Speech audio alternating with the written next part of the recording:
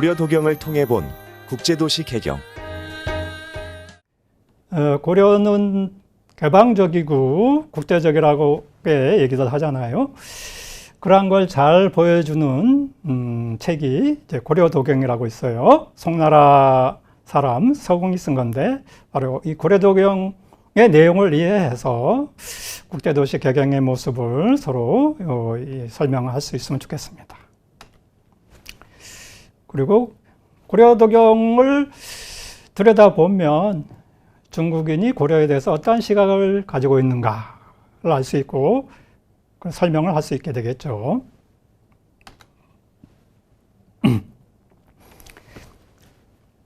그 서궁은 이제 송나라 사신단의 일원으로 왔거든요. 그런데 이제 개봉, 드라마에도 등장했던 이제 개봉, 카이펑.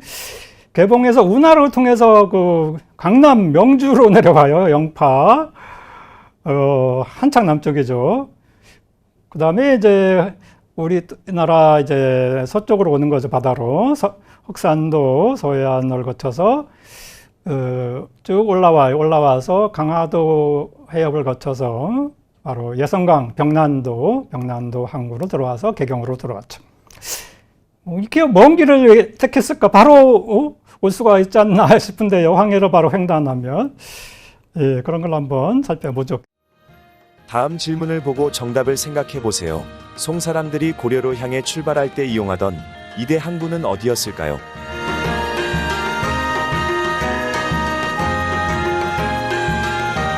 정답은 등주와 명주입니다. 고려와 송의 주요 교역로는 북로와 남로 두 개 노선이 있었습니다. 송 북로의 출발 항구는 등주였고 송 남로의 출발 항구는 명주였습니다. 자, 서궁과 이제 고려도경을 한번 볼게요. 서궁이 온 때는 1123년 12세기 인종 원년입니다. 송사절단의 일원으로 왔어요. 자, 개봉을 출발해서 명주, 지금은 영파라고 하죠.寧波, 예성강 병난도로 와서 개경으로 들어옵니다. 서궁은 중간 직책자였어요. 가장 중요한 임무는 바로 기록을 관할하는 겁니다. 기록 임무 중에 하나가. 그래서 남긴 기록이 바로 원래 제목은 선화봉사 고려도경이에요. 그냥 줄여서 우리는 고려도경이라고 많이 하죠. 바로 송나라 휘종 때 바로 선화연간에 왔다는 겁니다. 예, 사신으로.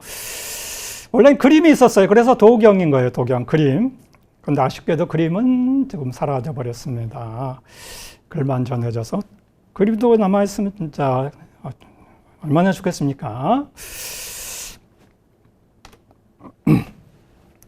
자, 고려도경에는 고려에 대해서 아주 다양하게 서술이 더 있습니다. 뭐 고려의 건국부터 왕의 계보, 자질구레한 것까지. 그러니까 고려 문화 전반에 걸쳐서 서술했기 때문에 이 책이 굉장히 중요하죠. 물론 그 정보의 부족, 착각 이런 것 때문에 내용이 정확하지 않은 것도 꽤 발견되고요. 또 중화주의 시각 때문에 또 내용이 좀 문제가 있기도 합니다. 바로 외국인의 시각, 특히 중국인의 시각이 많이 투영되어 있긴 해요. 그렇지만 이 고려 초중기 기록이 워낙 적고 또 외국인의 기록은 진짜 적잖아요. 그래서 소중한 기록이라고 저서라고 볼 수가 있겠습니다. 자, 고려도경 서궁의 그 항로를 보면 바로 흑산도로 상륙해서 쭉 서해안을 따라 올라와요. 배 타고. 그리고 마도를 거쳐, 마도는 태안반도, 마도 청자 배 이렇게 막 있잖아요. 마도 거기서 배가 난파돼서 청자가 거기서 많이 막 나오고 쏟아지고 그러잖아요. 그 험한 곳이에요. 태안 앞바다. 거기를 이제 올라와서 자연도, 영종도 올라오고 급수문, 손돌목인데 강화해협이죠. 그래 예성강에 예성강 병난도로 들어와서 병난정에 좀 머무르다가 도성에 선임문을 통과해서 바로 호텔, 객관인 순천관에 도착을 하는 겁니다. 원래 순천관은 그 대명궁이라고 하는 궁궐인데 특별하게 송나라 사신의 호텔로 만든 겁니다. 순천관. 여기 들어오니까 이제 먼지가 많이 묻었다는 거에서 털어주겠다고 연회가 열려요. 불전회라고 그게. 그 송나라 사신이 이제 순창관에서 나와서 광화문으로 그러니까 황성 광화문이죠. 대궐. 거기서 들어가서 승평문, 궁성정문 들어가서 신봉문로 거치고 창안문 거치고 회경전문 거치고 바로 회경전으로 정전이 회경전에서 바로 세러머니가 펼쳐집니다. 이것도 문만 보더라도 5개 문이라는 거 알 수가 있겠죠. 예. 자, 고려 도경에는 그 순창관이 물론 자세히 묘사가 되어 있고 그 외에도 다른 객관들, 다른 나라 거란이나 여진 객관도 소개되고 있습니다. 영흥관, 인흥관은 거란 사신을 접대하는 곳이고요. 거란. 그 다음에 영성관, 또 영흥관, 영흥관이 한글로는 같지만 거란 사신은 맞이할 영자고 여진 사신 접대하는 영흥관은 이제 실령 영자. 그러니까 거란 사신, 여진 사신 접대하는 게 다 따로 있어요. 그리고 중국 사신을 접대하는 그런 관, 숙소, 호텔도 따로 있어요. 뭐 청주관, 충주관, 사점관, 이병관 같은 건 특히 그러니까 고려는 중국하고 가장 활발하게 외교도 하고 무역도 했어요. 특히 송상, 중국의 송상은 엄청 이제 고려에 드나들었습니다. 그래서 중국 상인을 굉장히 우대했습니다. 자, 고려 조경에 이제 개경도성에 대한 기록, 왕성으로 되어 있지만 개경도성에 대해서 이렇게 묘사가 되어 있는데, 물론 약간 폄하하는 표현도 있긴 있어요. 둘레 60인데 산의 흐름에 따라 지어졌다 이렇게. 뭐 풍수지리한 사람들은 이런 거 보면 막 좋아하죠. 우리나라 풍수, 산의 흐름에 순응한다. 뭐 대부분 산과 언덕이라서 땅이 평평하지 않다 이런 식으로. 그러니까 고려가 이제 그러니까 개경이 분지가 있긴 하지만 그 주변에 산으로 둘러싸이잖아요. 그리고 백성의 집이 높고 낮은 곳에 자리 잡아서 마치 뭐 벌집도 같고 개미구멍도 같고 이렇게. 그러니까 개경의 인구 밀도가 높았다는 겁니다. 인구 밀도가 개경의 인구 밀도. 나중에 강화도로 천도할 때 뭐 10만 호로 나오잖아요. 10만 호. 그리고 뭐 관부나 사당, 도교, 도관, 뭐 불교사원, 별궁, 뭐 객관이 많이 있다. 여기저기에 이렇게 되어 있고요. 또 국자감에 대한 묘사, 국자감, 또 학생이 많아가지고 있고, 모습도 화려하게 변화했다. 이런 식으로 옛날보다 화려해졌다. 이렇게 묘사되고 있습니다. 그 다음에 이제 궁궐에 대한 또 대궐에 대한 표현이 있는데요. 고려 황성을 고려도경에서는 이제 왕부내성이라고 표현해서 왕부내성. 고려 궁궐이 황제국 체제를 하고 있는데 궁성과 황성으로 당나라처럼. 근데 송나라의 중국 사람인 서공 입장에서는 그걸 받아들이려고 싶지 않은 거죠. 그래서 왕부내성이라고 격화시킨 표현도 쓰면서 뭐 고려의 정각의 명칭이라든지 뭐 치문, 뭐 침이라는 거 있죠. 그 용마루에 침이 이런 것들이 중국의 제도를 뭐 고려하지 않았다 이렇게 비난했어요. 중국의 이 말은 뭐냐면 중국 것을 전혀 피하지 않는다는 거죠. 중국 제도라도 이제 썼다. 중국 제도를 전혀 회피하지 않고 정각 명칭도 그렇고 그러니까 중국 제도라는 것은 황제국 제도거든요. 황제국의 궁궐 제도 명칭을 고려가 중국인의 시각에서 마음대로 썼다 이런 식 비난이 담겨 있는 거죠.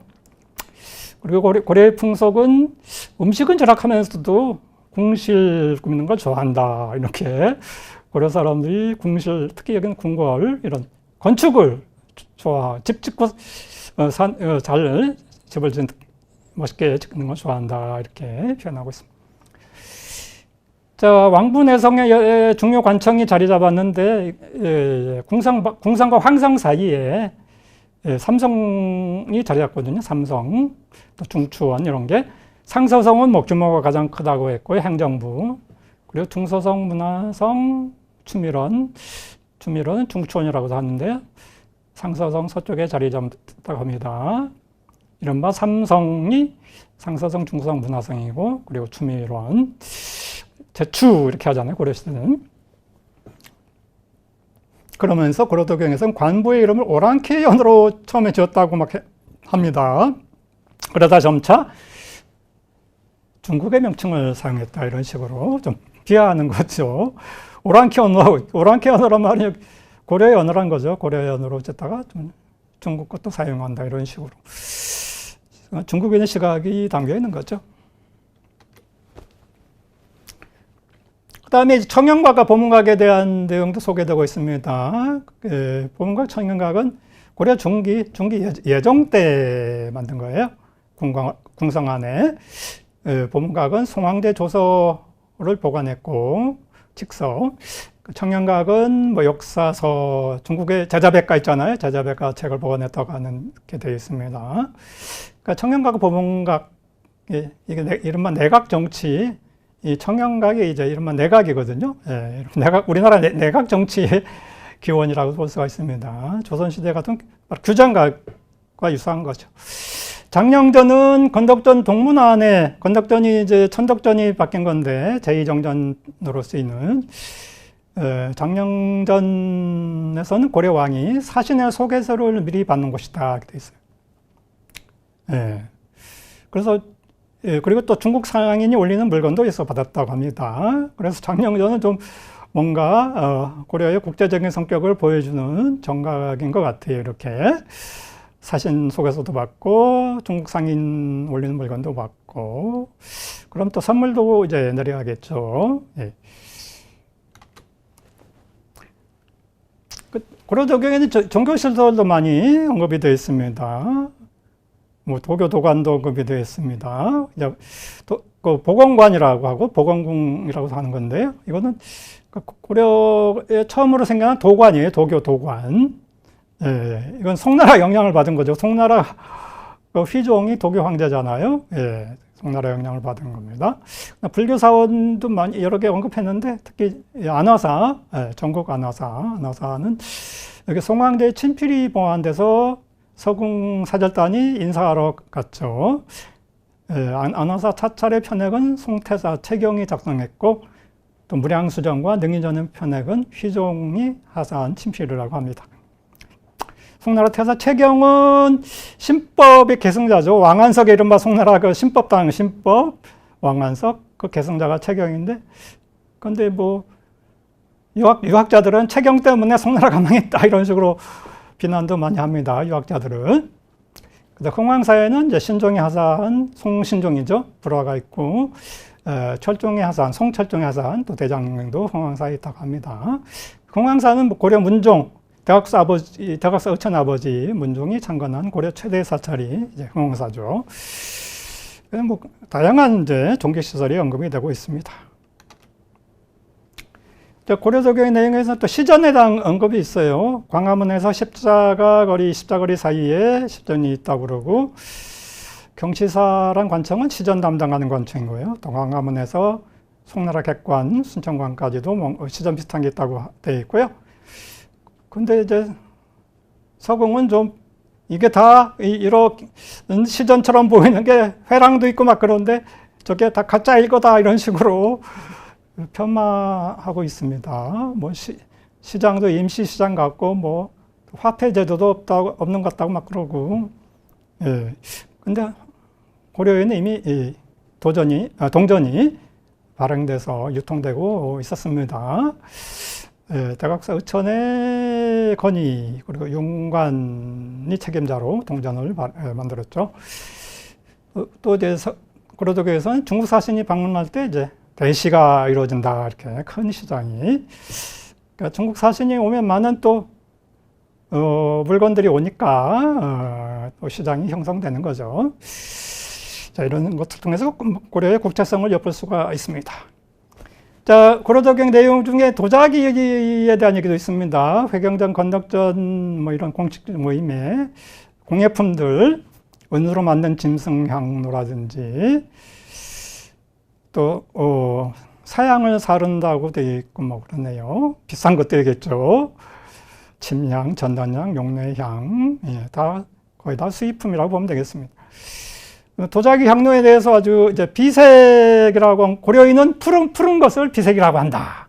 이때 비색은 빛의 비예요. 비밀 빛자가 아니고. 예, 그래서 색깔이 윤택하고 아름답다 이렇게 칭찬은 하고 있습니다. 이 도자기 향로는 가장 정교하고 빼어나다고 하고 있습니다. 그러면서 나머지는 뭐 중국의 여조 도자기와 비슷하다 이렇게 평가를 하고 있습니다.